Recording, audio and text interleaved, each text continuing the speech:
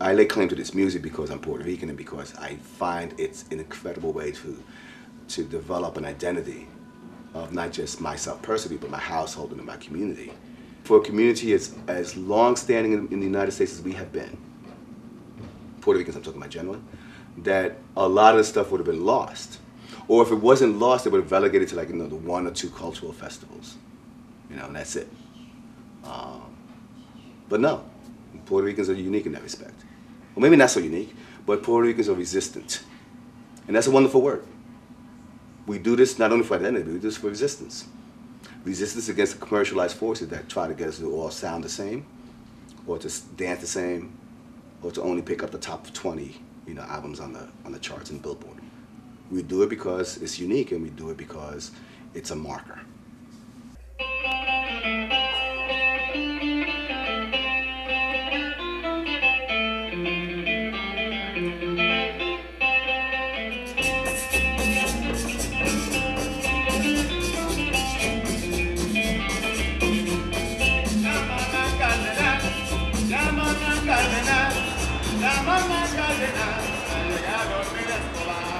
Segunda Quimbamba is a folkloric group which does Afro-Puerto Rican music. And it was founded by Juan Cartagena and his wife Nanette Hernandez. And they are the leaders of the group. We're in front of St. Boniface Church, an incredible place for the Puerto Rican community in Jersey City. But what I like about St. Boniface in this connection to us as a group, as a cultural group, is that this is where we started. This is our first performance in public. It was a big church concert, a Christmas time concert, and we were walking in there with just 5 of us, handheld Plena drums. And I remember vividly how they were telling me, no, we're not gonna get on that stage, you gotta be crazy. And I said, no, they're gonna like it. And true to form, we hit the first note on those drums and the place exploded because they hadn't heard Plena played live in a very, very, very long time in Jersey City.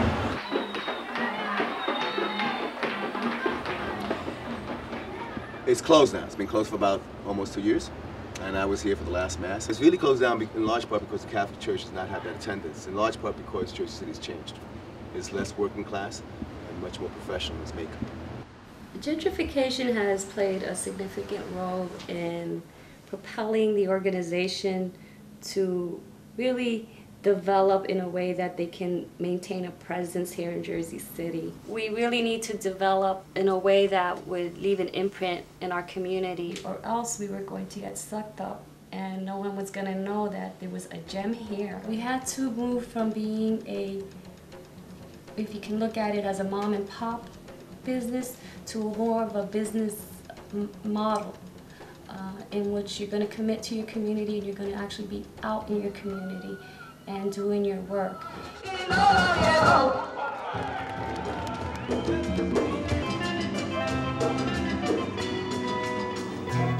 Yeah, right now we're getting ready for BomPlenazo 2008, a biennial festival that really incorporates the best drummers and singers of Bomba and Plena, and the largest festival perhaps in the world. Segunda Quimbamba has been very lucky. We've been invited every time to play, and so we're going to open the series of concerts, and between now and then we have quite a bit of work to do.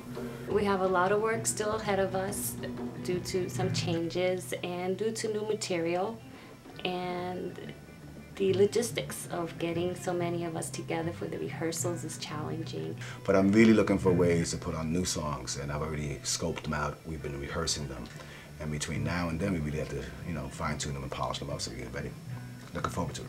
And we're gonna put on the best show that we can.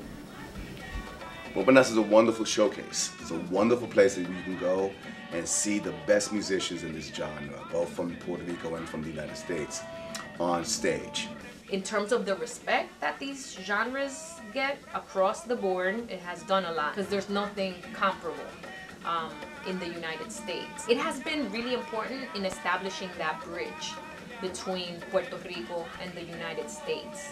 In terms of looking for one place and time in which you can showcase all this wonderful music, I don't think there's not even an equivalent on the island of Puerto Rico. I think these types of musical events and traditions provide a really good bridge between communities. So it's about having them connect to that kind of music, but it's also about building consciousness in the process and almost using Bomba and other cultural arts as a way to teach about other things.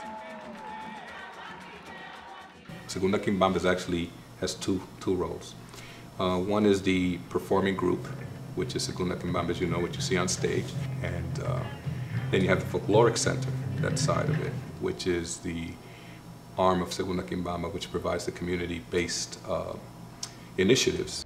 The Segunda Quimbamba Folkloric Center, we created it back in 1995, I think it was. It really became the vehicle for our publications.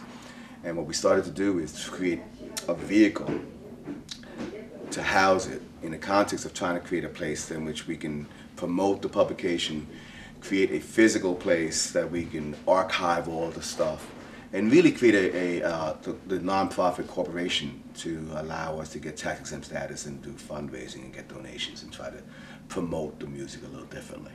And it gives us a way to also promote the music, not just for the members of the group of Segunda Quimbamba, but perhaps as well for other groups as well. So we'll sponsor workshops that are not always conducted by Segunda Quimbamba members, but their workshops are available to the community at large, and we do it through the center. Have you got good religion? Certainly, Lord. We were fortunate enough in the spring to collaborate with the Bethesda Baptist Church. When we hooked up the Bethesda Baptist Church with the Puerto Rican drumming, we were marrying or reuniting the drum with their musical traditions. We really got along, and we were looking for ways to merge some of these traditions. So when they started singing their songs, and in my head I was listening to these rhythms and what these rhythms could add.